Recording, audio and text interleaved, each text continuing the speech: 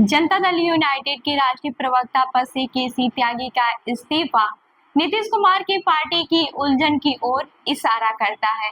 केसी त्यागी जिस जेडीयू के प्रवक्ता थे वह पीएम नरेंद्र मोदी के नेतृत्व वाले एनडीए गठबंधन का हिस्सा है। जेडीयू केंद्र सरकार में भी शामिल है और बिहार में भी बीजेपी के समर्थन से सरकार चला रही है।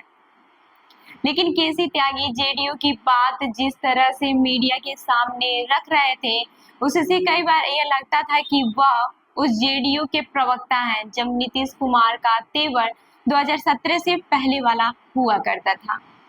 केसी त्यागी की टिप्पणी से एनडीए के बचाव से ज्यादा सवाल खड़े हो रहे थे।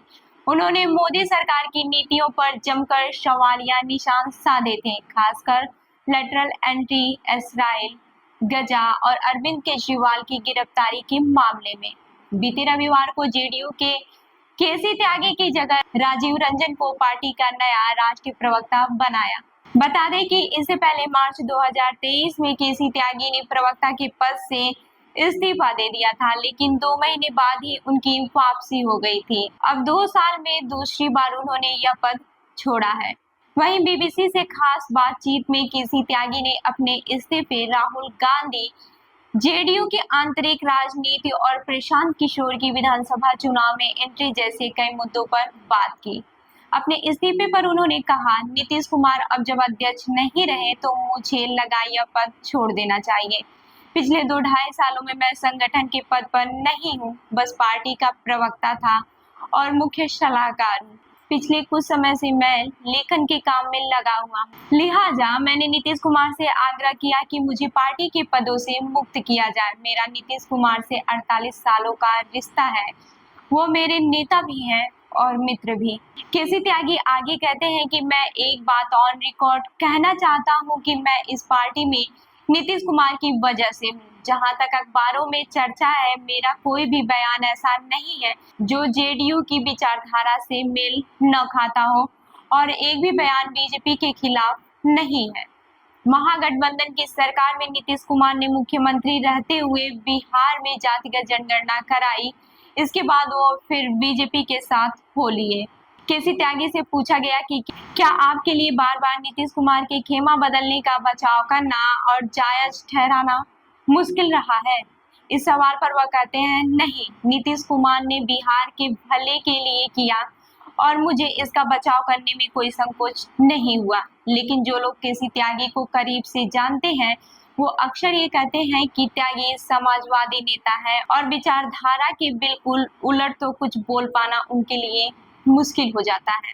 दरअसल बिहार में अगले साल चुनाव होने वाले हैं और इस बार के चुनाव में प्रशांत किशोर ने एंट्री ली है। लगभग 2 साल से वह बिहार में पदयात्रा कर रहे हैं। उनकी पार्टी 2025 के बिहार के विधानसभा चुनाव में सभी 234 सीटों पर चुनाव लड़ेगी। ऐसे में उनकी पार्टी क्या कोई अहम भूमिका निभा सकती है? इस सवाल पर त्यागी कहते हैं, बिहार का चुनाव 2 तरफा है, एक तरफ बीजेपी और जेडीयू तो दूसरी तरफ आरजेडी और कांग्रेस का गठबंधन होगा। यह चुनाव भी गठबंधन में बटा होगा। यहाँ की राजनीति में किसी भी तीसरे दल की जगह नहीं है। प्रशांत किशोर पदयात्रा कर रहे हैं, लेकिन उससे ज्यादा उन्हें बिहार चुनाव में कुछ हासिल नहीं होगा। वो किसी को भी नुकसान नहीं पहुंचा पाएंगे। साल 2015 के विधानसभा चुनाव में प्रशांत किशोर नीतीश कुमार के साथ थे। तब प्रशांत किशोर ने नारा दिया था, बिहार में बहार है, नीतीश कुमार है। दोनों के बीच घनिष्ठता ऐसी बढ़ी थी कि नीतीश कुमार ने उन्हें पार्टी का उपाध्यक्ष बनाया, लेकिन ये साथ लंबा नहीं चला और प्रशांत किशोर ने जेडीयू छोड़ दी। लेकिन नीतीश कुमार और प्रशांत किशोर के बीच वास्तव में क्या हुआ था?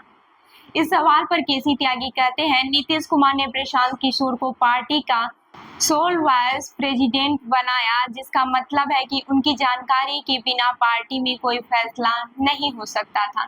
लेकिन वही बताएंगे कि उन्होंने पार्टी क्यों छोड़ी। जेडीयू में रहते हुए उन्होंने ममता बनर्जी का कैंपेन संभाला, तमिलनाडु में डीएमके के लिए काम किया।